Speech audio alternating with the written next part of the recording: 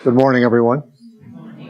I'm Roger Temme. I'm the Director of Volunteer Recruitment for the Care Communities, a local nonprofit providing support for people living with HIV/AIDS or cancer through volunteer care teams. And you'll hear more about it as I share the word with you. One of the readings that I particularly like, it's not a scriptural reading. We're going to have one from the Good Samaritan in a moment, but Henry Nouwen, who is one of my favorite authors, often writes about compassion, care, love, both for ourselves as individuals and for others and for communities. So I like this particular reading. It's called The Call of Compassion, so I would like to share it with you. This is what Henry writes. It would be sad if we were to think about the compassionate life as a life of heroic self-denial. Compassion as a downward movement towards solidarity instead of an upward movement towards popularity does not require heroic gestures or a sensational turnaround. In fact, the compassionate life is hidden in the ordinariness of daily life. Even the lives of those whom we look for or look up to for their examples of compassion show that the descending way towards the poor was first of all practiced through small gestures in everyday life. The question that truly counts is not whether we imitate Mother Teresa, but whether we are open to the many little sufferings of those with whom we share our life. Are we willing to spend time with those who do not stimulate our curiosity? Do we listen to those who do not immediately attract us?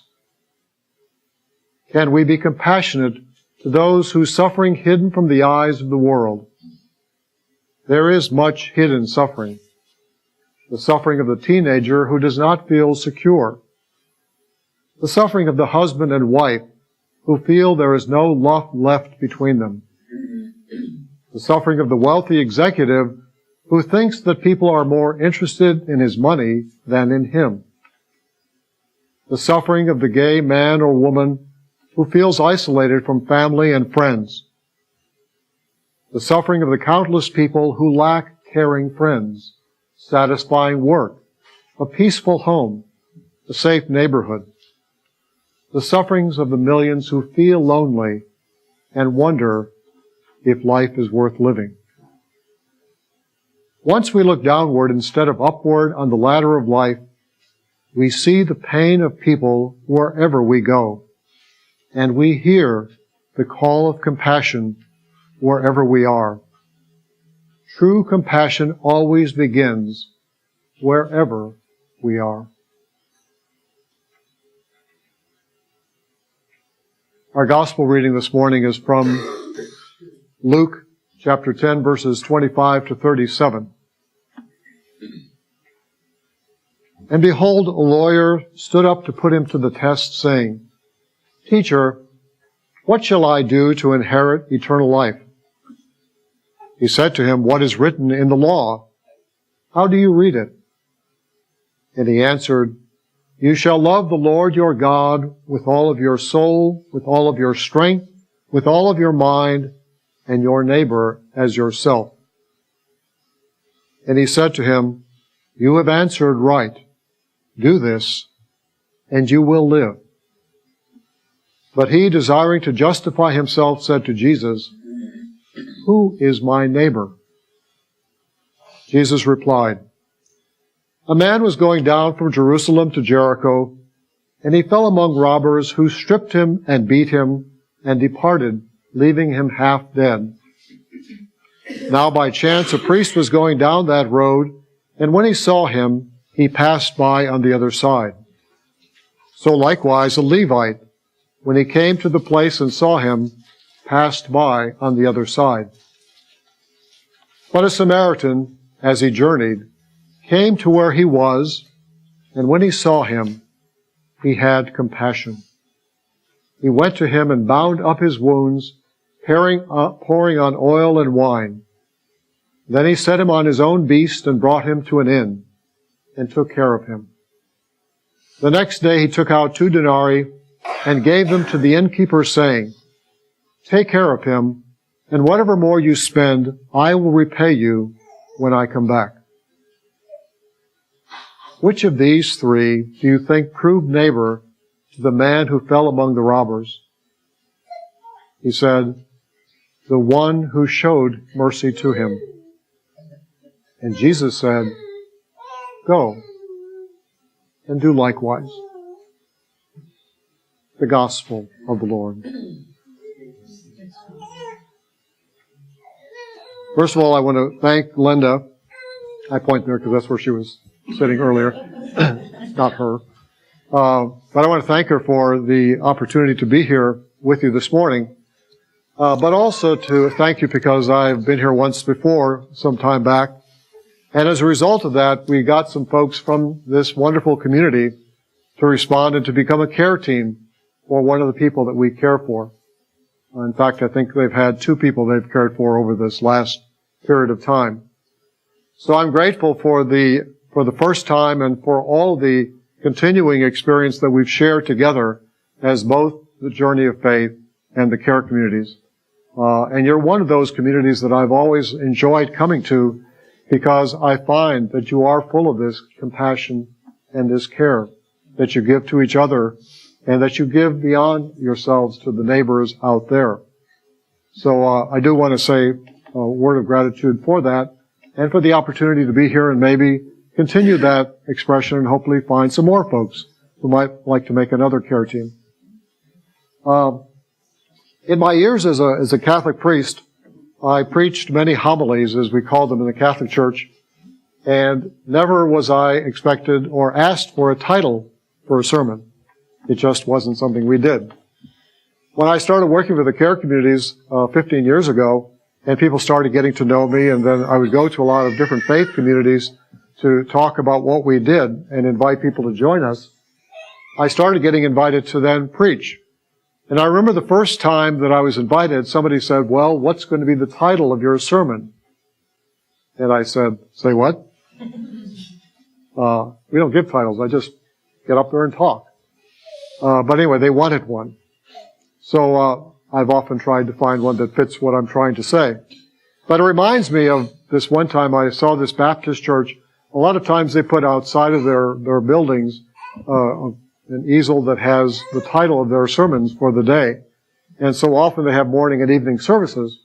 So this one particular church had its morning service, and the title was Jesus Walks on Water. And then the evening service title was Searching for Jesus.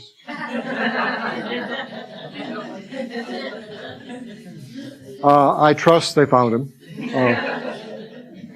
And it could be that we keep looking for him and looking for him in our lives. So, realizing that, my title for this is, as you can see, Scratch the Itch of Compassion. I thought it was kind of a cute title. I don't know if any of you have ever had poison ivy or a rash, but if you've gotten it, you have, huh? So how does it feel when you get it? Kind of itches a lot. And what do you want to do when you have it? You want to scratch it. And what does that do? It only makes it worse, and it irritates it. So what they say is, put some cream, just gently put some cream on it, and give it time, and eventually it'll heal. But that's the key to it all, is being gentle with it and letting it heal. And then afterwards, the itch is gone, and we've taken care of it, and we move along. Well, there's another kind of itch that all of us have, and it's more of an internal itch. And it really is that itch that desires us to want to reach out to others. That desire, as we call it, to be compassionate to other people, to give of ourselves, to put ourselves in a position where we're going to help somebody who may need some assistance for a period of time. And we do it because it's in there for us to do. When I say scratch the itch of compassion, I also mention that sometimes, even though we have this desire and we want to do it, it isn't time. It isn't the moment that we have to be able to do it, for any number of reasons. Sometimes it's because we're in school and we've got to finish our degree. Sometimes the job is so pressing it takes us more than 40 hours a week. We're way extended over time. It could be family relationships. It could be a new relationship that's just blooming and we want to spend time with that person to kind of see where it goes and how it develops. All of those could be reasons why we have the call. It's in there within us. It's making us in some ways even restless to do it, but it isn't time. I would say on the other hand, sometimes it is time and we don't scratch it. We kind of resist it. We hold back, even though we are feeling ourselves propelled to doing it. And sometimes I know with people who come to the volunteer with us at the care communities, I've heard over and over again from people who will say, I want to do it, but I don't think that, I would know how to deal with somebody who's seriously ill. I've never met anybody with AIDS before, and I've heard that when you're with them, the possibility of you're getting the virus is there. I hear also that possibly the people that you care for might die, and I've never known anyone who's died. And I'm not sure if I could handle that. Or sometimes it's simply I don't have the time.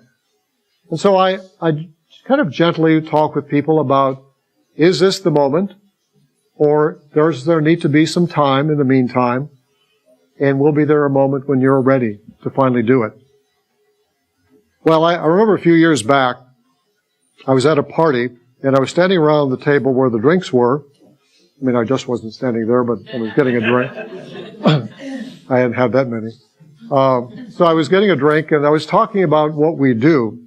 Some people say I don't have a life, so all I ever talk about is what we do at the care communities. But anyway, so I did that. And then a few years ago, after that, I had a training. And at the training, this young man said, you may not remember me, but I was at that party a couple of years ago. We were standing around the table, and you were talking about what you all do, that you provide volunteer care teams of 3 to 6 people for someone with AIDS or cancer. And I heard you talking about it, and I could see how excited you were and how passionate you were. And I said to myself, I want to do that. And apparently there's not a whole lot of time required. But I also realized I was trying to get my degree, my master's degree, and I said, no, can't do it yet. So now I've got my master's degree. Now it's the time. I want to do it now. So he was ready. The circumstance came up. Also, I got an email some years ago from a young man who was looking at all the possible ways of volunteering in Austin and looked at a lot of websites and finally came to ours and thought to himself, I think I'd love to be able to do that. It's something different. I've not done that before. So he said, I really do want to do it. However, right now I'm stationed here in Iraq, and I won't be finished for another year. But when I get out, I think I'd like to volunteer with you all. True to his word, a year later, he came back, settled into Austin, got a job, and came to us and said, okay, now is the time. And he started volunteering and has continued and has extended himself even beyond just for the care team, but to help us out in so many other ways. So the time has to be the moment that you're really feeling like this is when I can give. When we look at the story of the Good Samaritan, which I think most of us probably have memorized for a long time, Martin Luther King, in giving a sermon one time, said, the first question which the priest and Levite asked was, if I stop to help this man, what will happen to me? But the Good Samaritan reversed the question. If I do not stop to help this man, what will happen to him? That's the question of one who wants to reach out and to give. And the Samaritan was the most unlikely person to do that, but is the one who stepped up. And I've heard from our volunteers over and over again that they have gone into a situation where they didn't feel they could do it, and they will tell me later, I've stretched myself, I've gotten out of my comfort zone, and I didn't think I could or wanted to, but I did.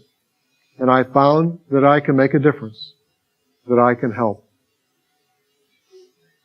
I was listening very carefully when we expressed the joys and concerns a few minutes ago, and I heard a couple of you talk about people that you know with cancer. It made me think of Regina, who came to us many years ago with breast cancer. We got a care team for her. Our social worker helped work that out. And the care team basically provided support for her, but also for her children. Because at times she was so sick and couldn't get out of bed that they would have to go and pick up the children from school. Many times after school, they would kind of tutor them, go through the classes that they had that day, help them do their homework. It became more apparent as Regina went on, and she was with us for a year or two, that it may not be that she makes it. And so the care team, not knowing how to do this, but still stepping out in faith and realizing they had to, helped the children to understand why their mother was sick, why she was often in bed, and even if somehow one day they didn't see her in person, physically, that she was always going to be loving them. That day finally came, and the children, in pain and sadness and sorrow and loss, still were able to somehow realize that while their mother was gone physically, that she would always be with them spiritually. That's what our care teams have often been able to do. One of my heroes, Archbishop Desmond Tutu, says, God's dream is that you and I, and all of us, realize that we are family, that we are made for togetherness, for goodness, and compassion. The call within each of us is to be compassionate. Is it the time to scratch that itch? Is it the moment? Each of us can answer that question. We know when the time will be ready.